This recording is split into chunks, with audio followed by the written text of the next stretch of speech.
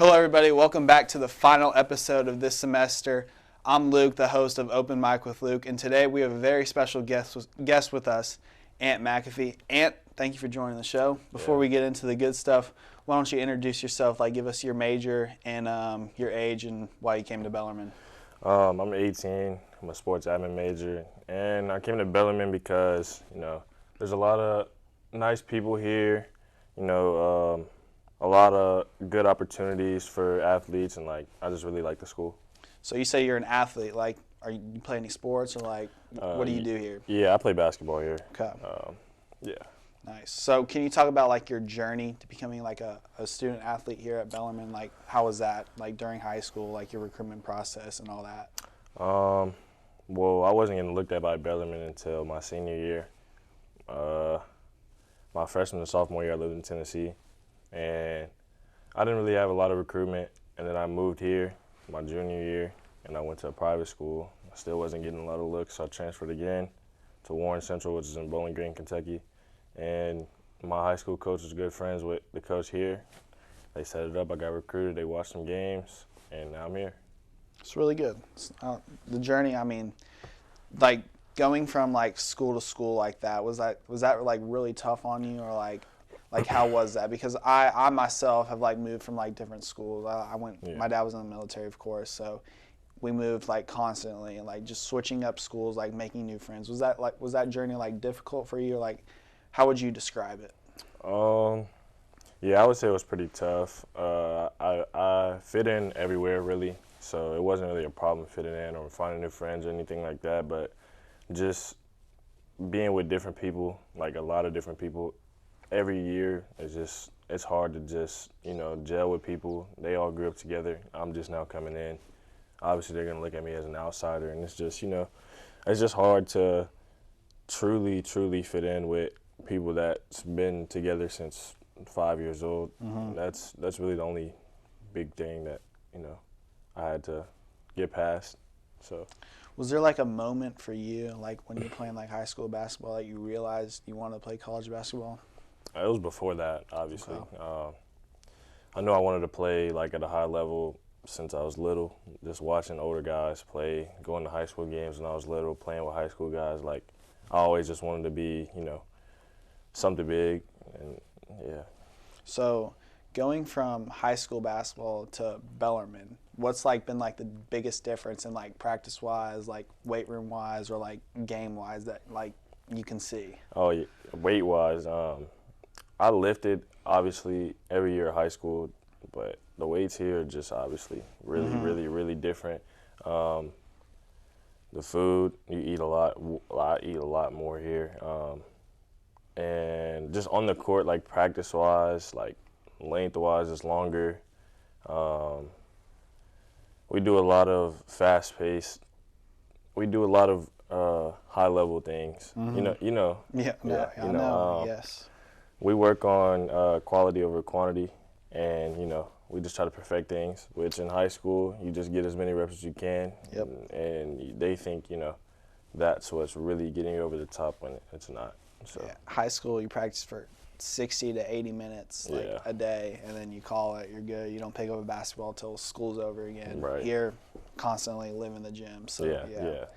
So unfortunately for you, you had an injury in high school. So can you elaborate and talk about that? I guess technically it wasn't in high school necessarily because it happened when I was coming in to Bellarmine this summer. So pretty much, obviously the season was over, it's off season, so I'm getting back in the gym, going to open runs and stuff, and I don't know, just randomly one day I woke up and my knee didn't feel right. I don't know what really happened, so I went to my trainer and he was like, yeah, you need to get it checked out. So I go get it checked out, and they're like, it's a sprained ACL, it could get worse if you keep playing on it. So I'm sitting, he gives me a brace and tells me it's gonna be 4 weeks. It ended up being 7 months. Just crazy turnaround. Didn't expect that at all, and just caught me off guard. I'd never been injured and had to sit out for nowhere near longer than 2 weeks. So that was a big setback for me. So like during that time, like the 7 months that you were out, what was like the biggest thing like you had to overcome since you weren't hooping or like you weren't playing basketball? Um, Honestly, I guess now getting back into it, like confidence is obviously a big part. Like to continue to keep it, you have to be playing, like not necessarily be playing, but like it's easier to, maintain confidence and all that whenever you're playing and just continuously on the court, and you can always stack good days on top of each other. When you're just sitting watching, like, you're injured right now, you know how it is to just sit and watch. Like, it's not fun at all. And I don't know, just watching other people, succeed, knowing that it could be you, it's just, Yeah, that is really a tough part. And like when you're just sitting on the sidelines doing nothing, like you just get bored. Yeah. Like all you're just doing is lifting weights. Like during the summer, like you were lifting weights all the time. Like were you like doing different workouts as like the rest of the team, or like how was that? Yeah. I couldn't use my leg, so, and my brace was locked, so it was locked straight. I couldn't bend it. I couldn't sit regular. I couldn't walk regular. So I was doing strictly shoulders, arms. Like I couldn't really do anything else necessarily. So yeah, I was doing really different things than the guys. Track days, I was over there doing ropes. They were running. Pool days, I was doing ropes. They were swimming. And then gym days, I was doing ropes and they was hooping. So I mean, I don't know. It was really different in the summer, and I'm looking forward to actually being a part of everything next summer. Yeah, I would say the summer ropes are no fun. Nah. So it's like, man.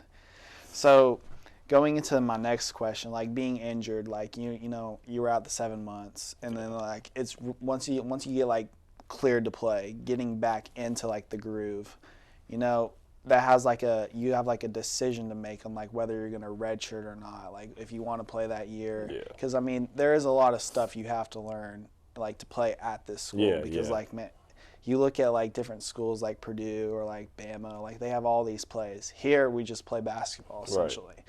So like that decision comes into you. It's like, do you want a redshirt or not? Like how did that decision come for you?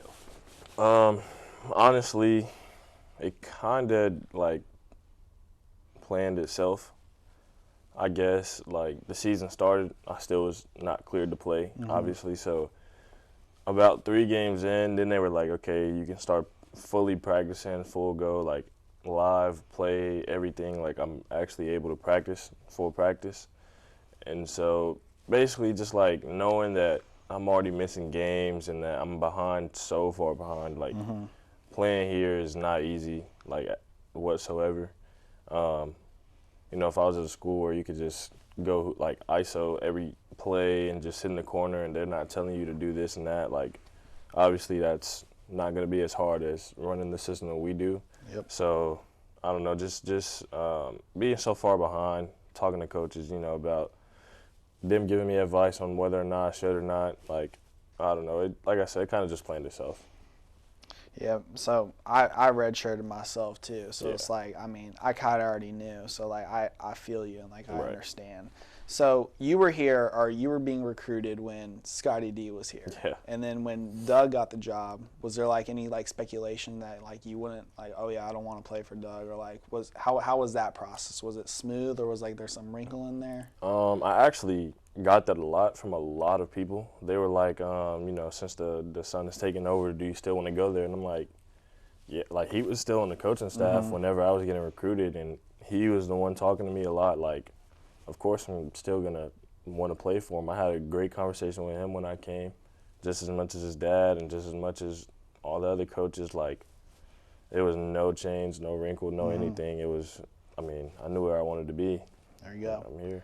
So my final question of the day, outside of basketball and outside of everything that you do, is there anything like fun things that you like to do besides playing basketball?